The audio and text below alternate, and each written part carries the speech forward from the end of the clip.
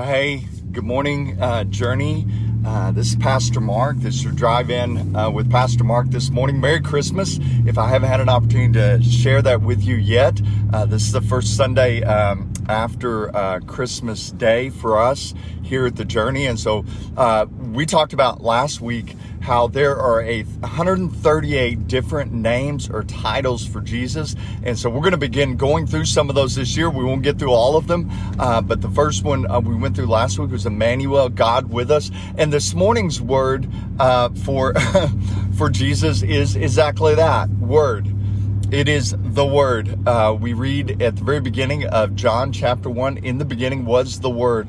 The literal Greek translation of word is logos, or the word from which we get logic or reason. And so the Greek culture, both Gentile and Jewish culture, would have understood logos as a term that they used very frequently in conversation and discussion. But we know that John is speaking of the word as revealed in the Old Testament. So anytime there was a word from God, it was a revelation or a message from God. And so when John chapter 1, at the very beginning, it says, in the beginning was the Word, and the Word was God and was with God. So, and you go on further down to verse 14, it says, and the Word became flesh and dwelt among us. So this is literally what has taken place at Christmas, is Jesus is the Word, and He has taken on human flesh, God-man in flesh.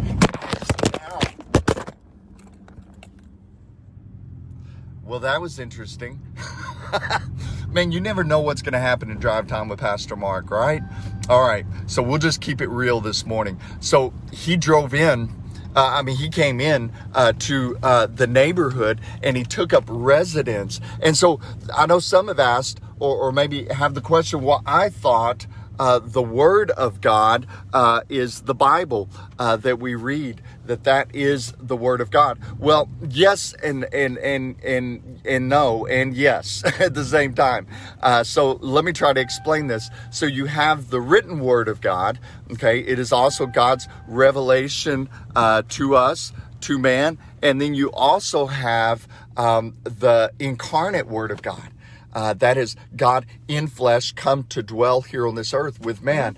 And so the difference between just living out the word as we hear it read, and as we hear every Sunday, as we read the word of God that inspires us, that encourages us, that leads us. So some people have tried to detach the two and said, well, Jesus is the Word of God, and so we're not going to call the Bible the Word of God. And that would be wrong, because Jesus said, what does it say in the Word of God? So we have the written revelation of God, but what Jesus was, He was the perfect fulfillment of that word. And so He came to completely fulfill everything that God had planned for us from the very beginning. So from the very beginning, the Word is God's love plan for the world. And it's His love plan for you today. And the amazing thing is, so many people miss the greatest event, which is God come in flesh, as the Word. And so you read at the very end of John chapter 22, where Jesus talks about how the fulfillment of all of the law, all of the things that have taken place in the Old Testament, all of the exiles, all of the Ten Commandments, all of the rituals and the things they went through, is now come in a baby named Jesus over 2,000 years ago.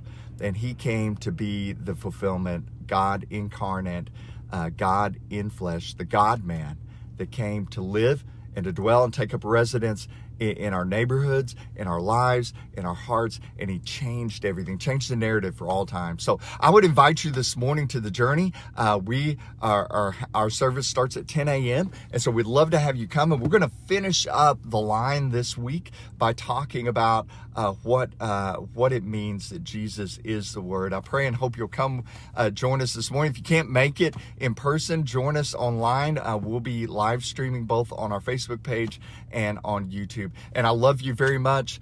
God bless you, and have a great new year as we enter this 2021 year. God bless, and journey on.